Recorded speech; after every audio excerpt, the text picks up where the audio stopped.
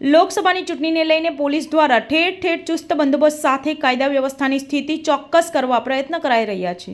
ત્યારે સુરતના ડુમસ રોડ પર આવેલા વીઆર મોલને બ્લાસ્ટની ઉડાવી દેવાની ધમકી આપવામાં આવી હતી।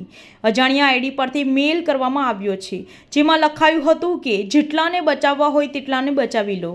આ મેલથી ગભરાહટનો માહોલ છવાઈ ગયો હતો, સાથે જ મોલને ખાલી કરી દેવામાં આવ્યો હતો।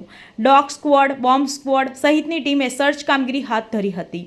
મોલ મેનેજમેન્ટે કર્મચારીઓને બહાર નીકળવાની સૂચના આપી હતી, જેથી મોલ ખાલી કરી દેવાયો હતો। અજાણ્યા ઈમેલ એડ્રેસ પરથી આવેલા મેલના ડુમસ મોલને બ્લાસ્ટથી ઉડાવી દેવાની ધમકી આપવામાં આવી છે।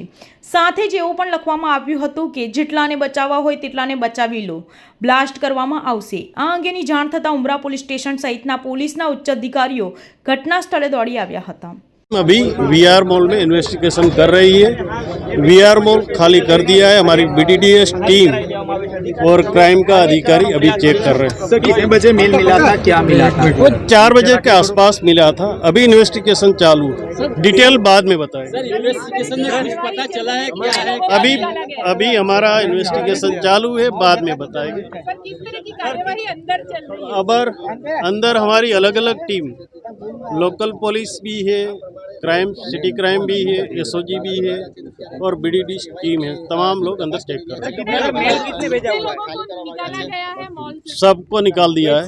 अप्रॉक्स कितने लोग? ऐसा मेल पूरा 52 जगह पे ऐसा मेल किया है उसने, ऑल ओवर। तो कितनी गंभीरता से लेंगे? अभी पूरा मॉल खाली करवा दिया है हम लोग। बीडीडीएस टीम, हमारी पुलिस की कार्रवाई अभी चालू है।